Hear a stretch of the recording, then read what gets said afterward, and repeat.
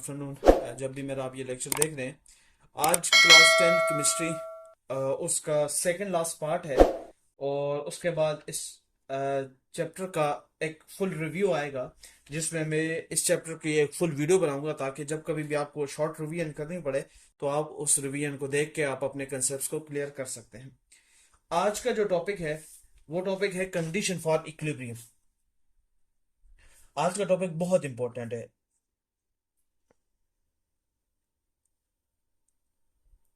और ये इसलिए इम्पोर्टेंट है क्योंकि अभी जो टॉपिक करवाने जा रहा हूँ इसके बाद एक और टॉपिक आएगा, जिसमें हम लोग क्या करेंगे, कैसी की जो यूनिट्स हैं वो निकालने की कोशिश करेंगे। और वो चीज़ें एमसीक्यूज पॉइंट ऑफ व्यू से और वो एग्जांपल्स के एतबार से, वो क्वेश्चंस के एतबार से बहुत इंपॉर्टेंट है, और कंसेप्ट के एतबार से भी बहुत ज़्यादा ज़रूरी है। अच्छा, कंडीशन फॉर इक्विलिब्रियम। जैसा कि हमारे पास मान लीजिए एक रिएक्टेंट है, और वो रिएक्टेंट प्रोडक्ट के अंदर कन्वर्ट होता है। अगर आपको याद हो तो इसी सीरीज के अंदर मैंने एक ग्राफ बनाना आपको सिखाया था, कि जिसमें मैंने कहा था कि शुरू में रिएक्टेंट की कंसंट्रेशन कम होती है, और आहिस्ता आहिस्ता उसकी कंसंट्रेशन क्या होती है, बढ़ना स्टार्ट हो जाती है।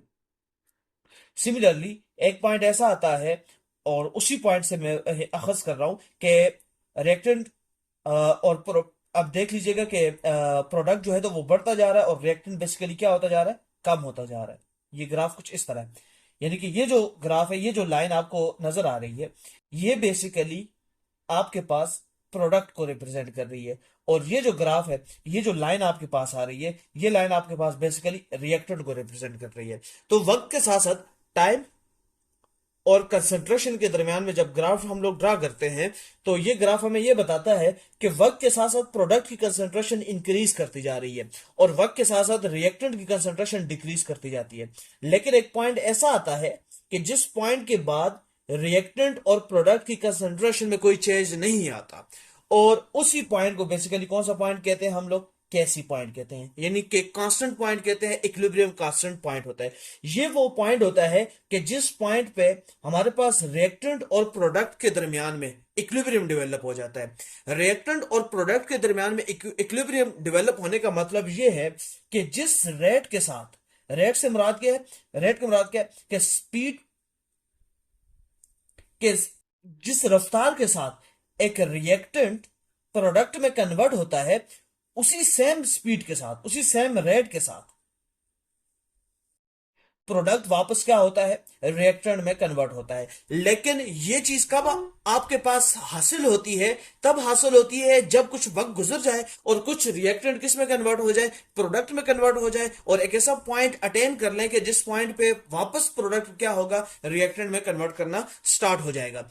अब इसी पॉइंट को बेसिकली क्या है, कैसी पॉइंट कहते हैं। अब अगर हम लोग चाहते हैं कि कोई रिएक्शन मान लीजिए, मैं एक एग्जांपल दे रहा हूं हेबर प्रोसेस की।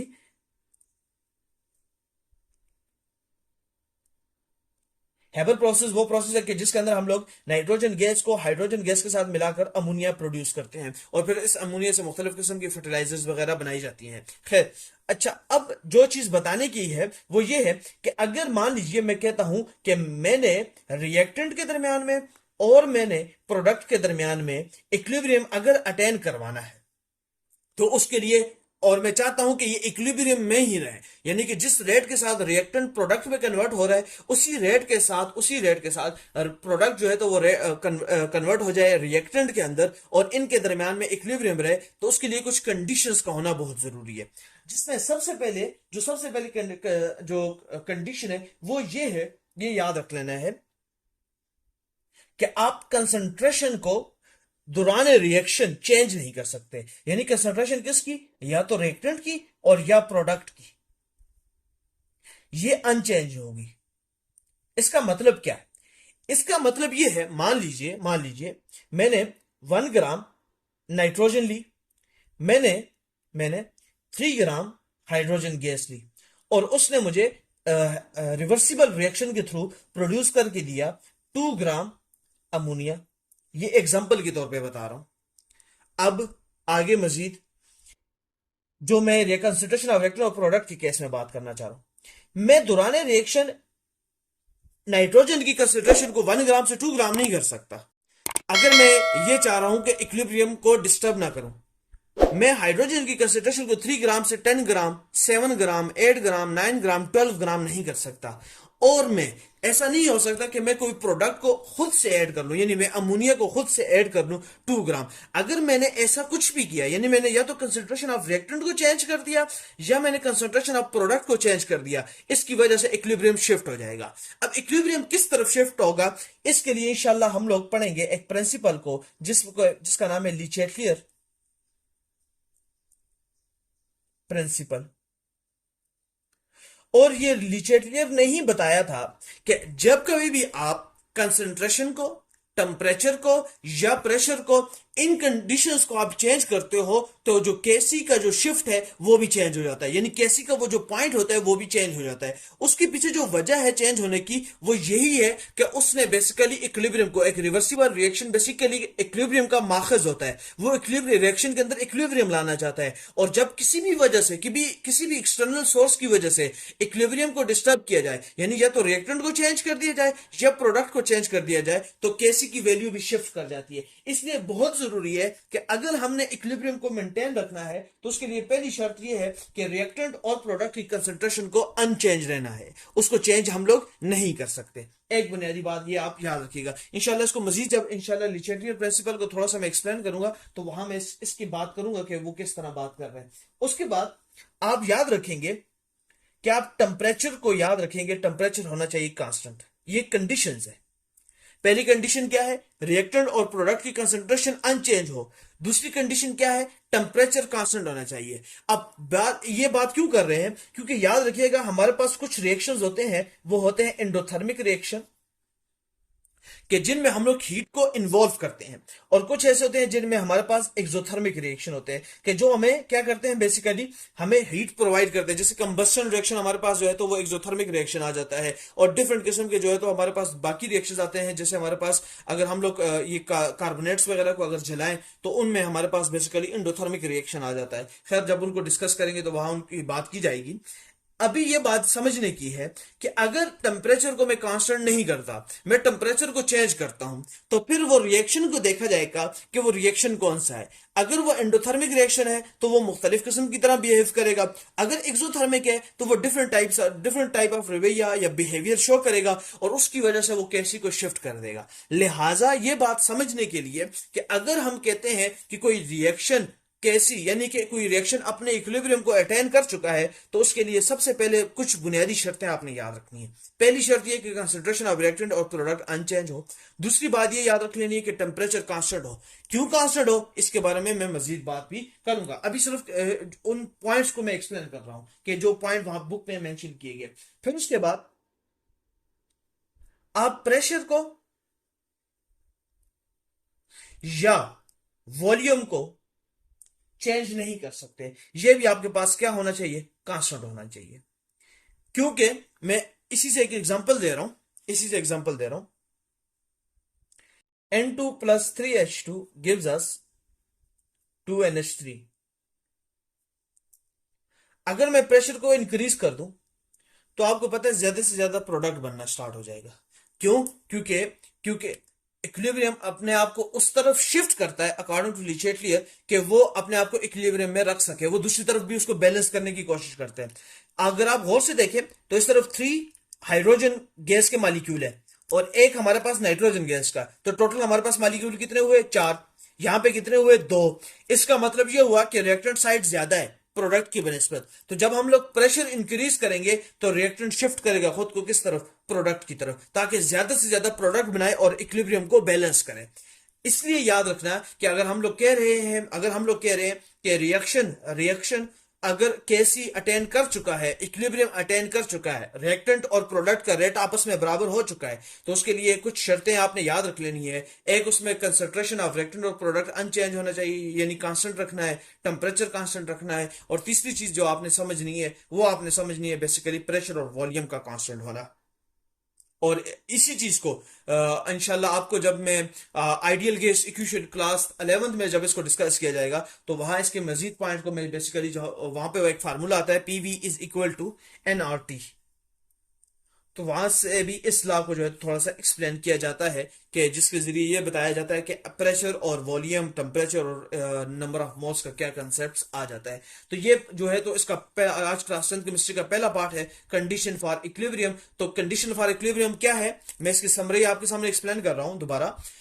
कंडीशन फॉर इक्विलिब्रियम का मतलब ये है कि अगर हम ये चाह रहे हैं कि कोई रिएक्शन, कोई रिवर्सिबल रिएक्शन अगर वो इक्विलिब्रियम में है और वो इक्विलिब्रियम में ही रहे, यानी उसका रेट ऑफ प्रोडक्ट और रेट ऑफ रिएक्टेंट अगर आपस में बराबर रखना चाहते हैं हम लोग, तो उसके लिए तीन शराइत को हमने लाजमन देखना है और चेक करना है। सबसे पहली शर्त ये देखनी है कि उसमें रिएक्टेंट और प्रोडक्ट की कंसेंट्रेशन अनचेंज हो, वो कांस्टेंट रहनी चाहिए। दूसरी शर्त ये कि टेम्परेचर कांस्टेंट रहना चाहिए। और तीसरी शर्त ये देख ली है आपने कि प्रेशर और वॉल्यूम को आप चेंज नहीं कर सकते। जैसे ही आप ये तीन चीजों में डिस्टर्बेंस क्रिएट करेंगे, इनको चेंज करेंगे, चेंज से मुराद या तो इंक्रीज करेंगे या आप इनको डिक्रीज करेंगे, तो आप ये देखेंगे कि इसकी वजह से आपके पास पूरे का पूरा जो रिएक्शन है वो शिफ्ट कर जाएगा। शिफ्ट करने से मुराद क्या है कि रिएक्शन बेसिकली अपने आप को या तो फॉरवर्ड रिएक्शन में ले जाएगा या अपने आप को बैकवर्ड रिएक्शन में ले जाएगा। ये आपने पॉइंट।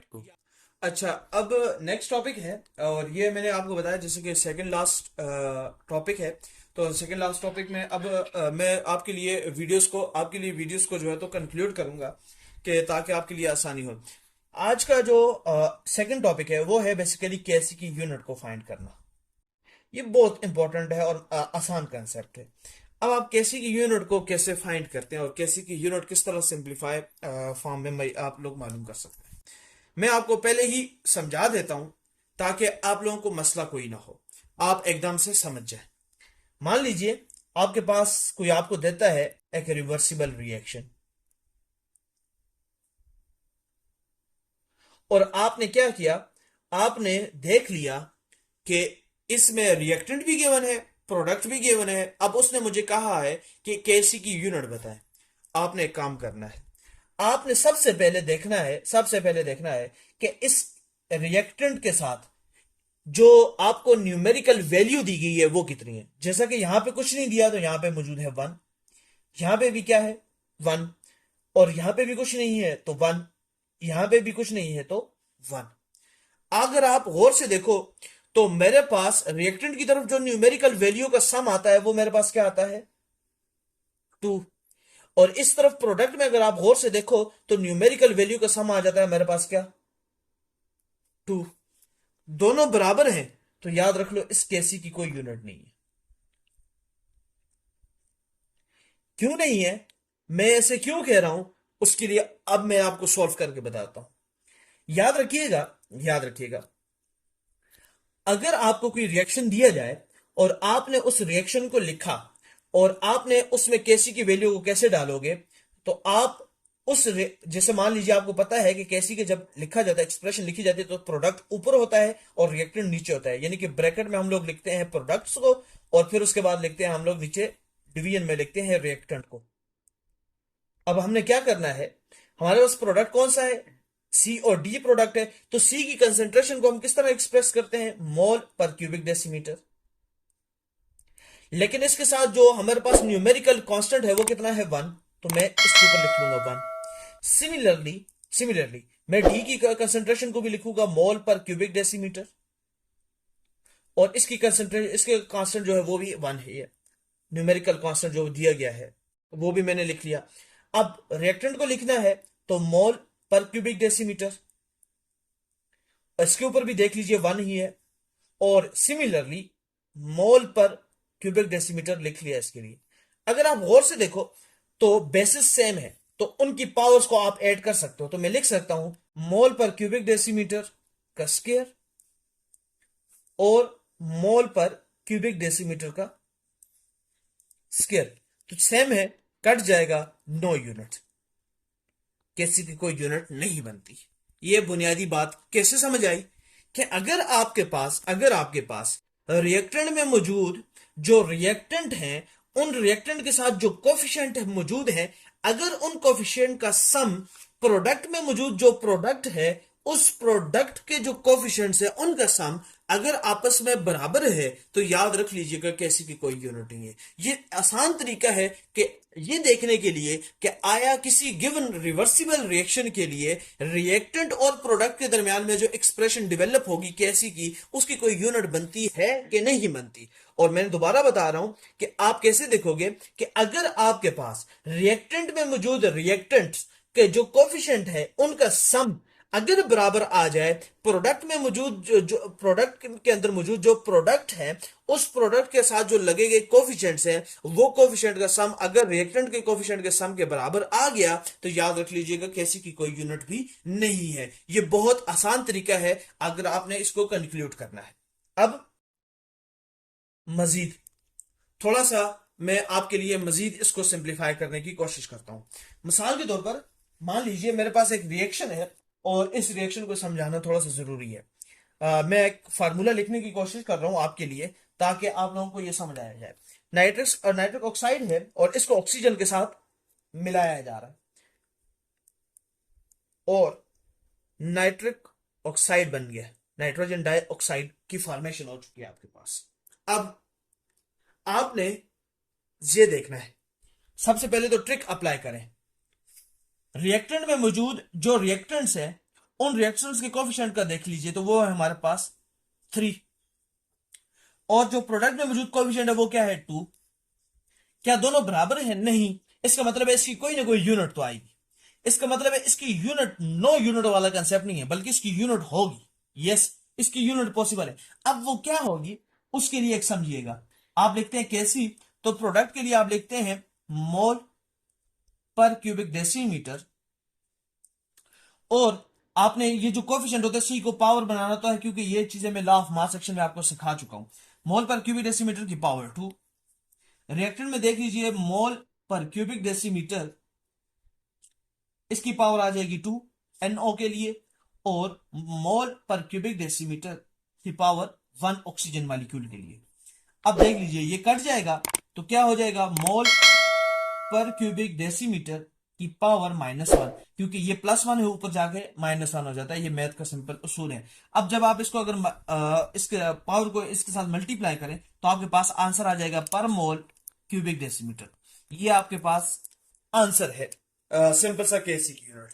अब मैं आपके लिए मजीद सिंप्लीफाई कर रहा हूं। ये इस तरह सिंप्लीफाई कर रहा हूं कि आपको कोई मसला ही ना हो। आप जब भी इसको इस एक्सप्रेशन को लिख के आप डायरेक्ट इसको सॉल्व कर सकेंगे। वो क्या है, आप फार्मूला लिखोगे KC is equal to mole per cubic decimetre और आप क्या करोगे समझिएगा n plus n divided by mole per cubic decimetre n plus n। अब इसका मतलब क्या, ये फार्मूला क्या कह रहा है? मोल पर क्यूबिक डेसीमीटर आपने लिख लिया। अगर देख आपको मालूम होना चाहिए कि ये प्रोडक्ट होता है तो प्रोडक्ट के लिए बिल्कुल आप लिख लो मोल पर क्यूबिक डेसीमीटर। अगर इस रिएक्शन में गौर से आप देखें तो यहां पे मुझे प्रोडक्ट कितना है, एक प्रोडक्ट है और उस एक प्रोडक्ट के साथ हमारे पास कोफिशिएंट कितना है, उस कोफिशिएंट की वैल्यू कितनी है 2। तो आपके लिए ये जो n होगा, ये जो n प्लस n है ना, ये बेसिकली मल्टीपल प्रोडक्ट को रिप्रेजेंट करता है। क्योंकि हमारे पास सिर्फ एक ही प्रोडक्ट बना हुआ है तो मैं सिर्फ इसमें से इस n को निकाल दूंगा, इस n की वैल्यू में 0 डाल दूंगा, इस n की वैल्यू में डाल दूंगा 2 प्लस 0 कि मेरे पास और कोई प्रोडक्ट नहीं है बल्कि सिर्फ एक ही प्रोडक्ट है। उसके बाद नीचे आ जाए मोल पर क्यूबिक डेसीमीटर, मोल पर क्यूबिक डेसीमीटर ये भी n प्लस n है। यहां पे मेरे पास रिएक्टेंट कितने हैं 2, एक रिएक्टेंट की कोफिशिएंट की वैल्यू कितनी है 2 और दूसरे कोफिशिएंट की वैल्यू कितनी है 1, तो 2 प्लस 1। अब आप इसको सोल्व करें तो आपके पास वैल्यू क्या आ जाएगी, मोल per cubic decimetre 2 divided by mole per cubic decimetre की पावर 3। एक कट जाएगा और एक रह जाएगा तो वही आंसर आ जाता है मोल पर क्यूबिक डेसीमीटर की पावर -1। ये आपके पास इस फार्मूले के लिए शॉर्ट ट्रिक है कि अगर आपने कभी भी केसी की यूनिट निकालनी हो। अभी के लिए आप इसको समझिए, इसको पढ़िए और इसको समझने की कोशिश करिए। मैं दोबारा बता रहा हूं कि अगर सबसे पहले कंसेप्ट केसी के लिए ये समराइजेशन है और इसी फार्मूले को आप अप्लाई करके देख लीजिए। आप किसी भी एग्जांपल पे इसको जब अप्लाई करेंगे तो आपके पास केसी की वैल्यू का जो उस यूनिट मालूम करने का जो शॉर्ट ट्रिक है वो आपको आ जाएगी। सबसे पहली बात बता रहा हूं, जो समरी बता रहा हूं आज के लेक्चर, इस लेक्चर की, इस पॉइंट की, कि अगर आपसे कहा जाए कि इस रिएक्शन के केसी की वैल्यू क्या है, तो सबसे पहले ये बुनियादी बात याद रख लीजिए कि अगर आपके पास रिएक्टेंट में मौजूद जो रिएक्टेंट के कोफिशिएंट का सम है, अगर वो प्रोडक्ट में मौजूद जो प्रोडक्ट के कोफिशिएंट्स है उनके सम के बराबर आ गया, तो याद रखिएगा उसकी यूनिट नहीं है। पहली बात। दूसरी बात, अगर आपके पास मान लीजिए रिएक्टेंट की कोफिशिएंट और प्रोडक्ट की कोफिशिएंट का सम इक्वल नहीं है, तो फिर आप क्या करेंगे, फिर आप एक काम करेंगे कि आप देखेंगे कि उसकी यूनिट क्या बनती है, और उसके लिए आप इस फार्मूले का इस्तेमाल कर सकते हैं। इस फार्मूले में ये n प्लस एन बेसिकली क्या है, अगर आपको मल्टीपल एक से ज्यादा, दो से ज्यादा प्रोडक्ट दिए गए हैं तो n प्लस एन लिखोगे। उसकी अब n क्या है, बेसिकली उस कोफिशिएंट को रिप्रेजेंट करता है कि किसी खास प्रोडक्ट के साथ कौन सा कोफिशिएंट लगा हुआ है। जैसे यहाँ पे आपके पास है 2, बाकी कोई प्रोडक्ट मौजूद नहीं है, तो वहां पे मैंने लगा दिया 0। सिमिलरली जो n प्लस एन रिएक्टेंट के केस में इस्तेमाल हुए, तो वहां पे भी यही कंसेप्ट आपने अप्लाई करना है, और इस तरीके से आप क्या कर सकते हैं, केसी की वैल्यू को मालूम कर सकते हैं।